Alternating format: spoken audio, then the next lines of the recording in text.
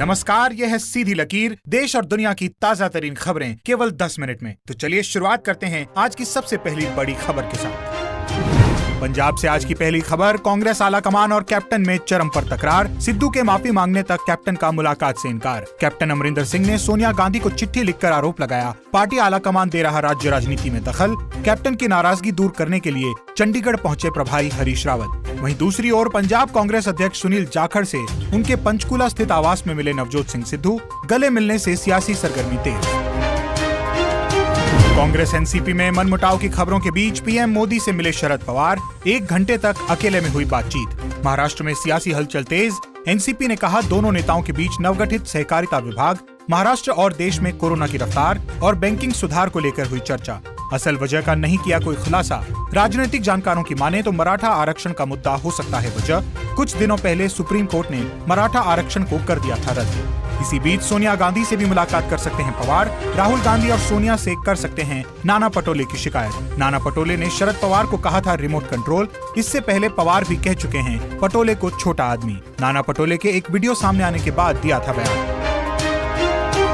कर्नाटक में सियासी हलचल। सीएम येदियुरप्पा के इस्तीफे संबंधी खबरों को बताया अफवाह, कहा इनमें कोई सच्चाई नहीं। अपनी कुर्सी पर मंडराते खतरे के बीच कर्नाटक के मुख्यमंत्री बीएस येदियुरप्पा ने शुक्रवार को प्रधानमंत्री नरेंद्र मोदी से की थी मुलाकात। दिल्ली में गृह मंत्री अमित शाह से भी उनके आवास पर मिले येदियुरप्पा। बता दें, कर्नाटक के कई असंतुष्ट भाजपा नेताओं ने येदियुरप्पा के खिलाफ खोल रखा है मोर्चा। 3 दिन के दौरे पर यूपीआई कांग्रेस महासचिव प्रियंका गांधी शनिवार को पहुंची लखीमपुर खीरी। ब्लॉक प्रमुख चुनाव के नामांकन के दौरान अभद्रता का शिकार हुई महिलाओं से की मुलाकात। कहा, डरना मत, हम आपके साथ। इस घटना का वीडियो भी हुआ था सोशल मीडिया पर वायरल। मामले में प्रियंका गांधी और सपा के राष्ट्रीय अध्यक्ष अखिलेश यादव ने ट्वीट कर जाहिर किया था गुस्सा। उधर लखनऊ में प्रियंका गांधी के मौन धरने के खिलाफ एफआईआर, कोविड प्रोटोकॉल तोड़ने और सरकारी संपत्ति के नुकसान का आरोप। यूपी में कानून व्यवस्था ध्वस्त होने का प्रियंका गांधी ने लगाया आरोप। शुक्रवार को लखनऊ में प्रियंका गांधी ने गांधी प्रतिमा पर दिया था मौन धरना। हजरतगंज थाने में कांग्रेस के प्रदेश अध्यक्ष समेत लगभग 600 अज्ञात कार्यकर्ताओं के खिलाफ केस। पश्चिम बंगाल में 7 सीटों पर होंगे उपचुनाव। ईसीआई ने जारी किए जरूरी निर्देश। पश्चिम बंगाल की मुख्यमंत्री ममता बनर्जी दक्षिण कोलकाता के भवानीपुर विधानसभा सीट से लड़ सकती हैं चुनाव। यहां के मौजूदा टीएमसी विधायक और कृषि मंत्री शोभन देव ने दे दिया है अपने पद से इस्तीफा। आपको बता दें कि मुख्य निर्वाचन अधिकारी अरीज आफ्ताब ने शुक्रवार को जिला मतदान अधिकारियों को चिट्ठी लिखकर चेक करने के लिए कहा ईवीएम और वीवीपैट मशीन। तिरुवनंतपुरम के लोकसभा सांसद शशि थरूर का जनसंख्या नियंत्रण ड्राफ्ट पर बयान। कहा, खास समुदाय को निशाना बनाने के लिए बीजेपी उठा रही है जनसंख्या का मुद्दा। अगले 20 साल में भारत के लिए बड़ी चुनौती बुजुर्ग होती आबादी होगी, जनसंख्या वृद्धि नहीं। पटना से एक बड़ी खबर, सीएम नीतीश के खिलाफ SC/ST थाने में आईएएस सुधीर कुमार का धरना। कहा, फ्रॉड और फर्जी दस्तावेज के हैं सबूत। घंटों बैठे रहे लेकिन दर्ज नहीं की गई एफआईआर। इस मामले को लेकर नेता प्रतिपक्ष तेजस्वी ने बोला हमला। कहा, बिहार के सीएम को आगे आकर देनी चाहिए सफाई, अपने पद का कर रहे हैं दुरुपयोग। अब इलेक्ट्रिसिटी अमेंडमेंट बिल 2021 से जुड़ी कुछ खास जानकारी। Power and renewable energy minister RK Singh के अनुसार सरकार मॉनसून सत्र में पेश कर सकती है बिल। पावर डिस्ट्रीब्यूशन के क्षेत्र में होगा एक बड़ा रिफॉर्म। इसके अनुसार बिजली काटी तो पावर कंपनी देगी आपको हर्जाना। बिजली उपभोक्ताओं को मिलेगी नई ताकत व बेहतर सुविधाएं। बिजली उत्पादन की तरह इसके वितरण को भी डी लाइसेंस करने का है प्रस्ताव। रिटेल मार्केट में एक नई जंग। जाने माने उद्योगपति मुकेश अंबानी की कंपनी रिलायंस इंडस्ट्रीज के रिटेल वेंचर्स ने की एक अहम डील।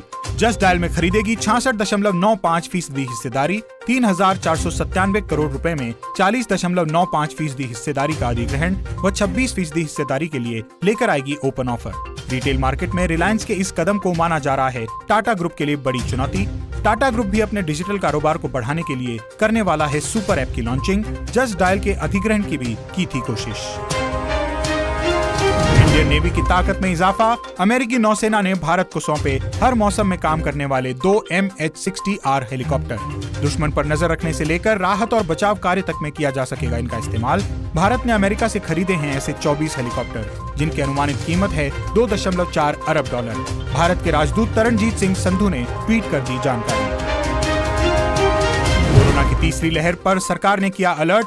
नीति आयोग के सदस्य डॉक्टर वी.के. पॉल ने कहा, दुनिया बढ़ रही है कोविड-19 की तीसरी लहर की ओर। पीएम मोदी ने दिया तीसरी लहर को रोकने का टारगेट। कोरोना नियमों का पालन नहीं किया तो भुगतना पड़ेगा इसका खामियाजा। अगले 125 दिन बेहद अहम। तालिबान ने अंतर्राष्ट्रीय रेड क्रॉस समिति को सौंपा दानिश सिद्दीकी का शव। परिवार के पास जल्द लाया जाएगा भारत। हाल ही में अफगानिस्तान के कंधार में पुलित्जर पुरस्कार विजेता भारतीय फोटो पत्रकार दानिश सिद्दीकी की कर दी गई थी हत्या। वो कंधार में अफगान सुरक्षा बलों के साथ वहां के हालातों की कर रहे थे रिपोर्टिंग। वहीं अफगानिस्तान सेना का दावा, जहां गई दानिश सिद्दीकी की जान, तालिबान से छीन लिया वो इलाका। पाकिस्तान भागे लड़ाके। अमेरिका के पूर्व विदेश मंत्री माइक पॉम्पियो ने अफगान सेना को दिया तालिबान को खदेड़ने का मंत्र। कहा, तालिबान के खिलाफ भीषण लड़ाई लड़ने की इच्छा शक्ति होना जरूरी। उन्होंने अफगानिस्तान से सेना वापस बुलाने के राष्ट्रपति जो बाइडेन के फैसले की तारीफ, लेकिन कहा उन्हें चिंता कि इस प्रक्रिया में अमेरिका के आतंकवाद रोधी अभियान को पहुंच सकता है नुकसान। यूरोप में भीषण बाढ़ का कहर, अब तक 120 से ज्यादा की मौत। रेस्क्यू ऑपरेशन जारी। जर्मन राष्ट्रपति की अपील, लोग एक दूसरे की करें मदद। जमीन खिसकने से गई कई जानें। 1300 लोगों के लापता होने की आशंका। टोक्यो ओलंपिक खेल गांव में मिला कोरोना संक्रमण का पहला मामला। आयोजकों ने की पुष्टि। खेलों के महाकुंभ ओलंपिक की होनी है 23 जुलाई से शुरुआत। बीते दिनों टोक्यो में लगातार कोरोना के मामलों में हुआ है इजाफा। टोक्यो ओलंपिक के आयोजन पर लगातार मंडरा रहे हैं संकट के बादल। अब जान लेते हैं देश में कोरोना संक्रमण का हाल। संक्रमितों की संख्या बढ़कर 3,11,05,000 के पार पहुंची, तो वहीं ठीक होने वाले भी बढ़कर 3,02,62,000 के पार हुए। एक्टिव केस अब घटकर 4,17,000 तक पहुंचे। देश में टीकाकरण की रफ्तार हुई धीमी। अब तक 6.1% वयस्कों को लग चुकी है कोरोना वैक्सीन की दोनों डोज, तो वहीं 23.9% ले चुके हैं कम से कम एक डोज।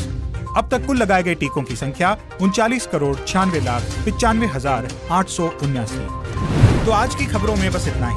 इस वीडियो पर अपनी राय हमें कमेंट्स में लिखकर जरूर बताएं। और अगर आपको ये वीडियो पसंद आई हो तो इसे लाइक करें, हमारे चैनल को सब्सक्राइब करें और अपने दोस्त मित्र रिश्तेदारों के साथ इस वीडियो को शेयर करें, ताकि हम और हमारी टीम देश और दुनिया की जरूरी खबरों और आपके बीच खींच सकें एक सीधी लकीर। वंदे मातरम।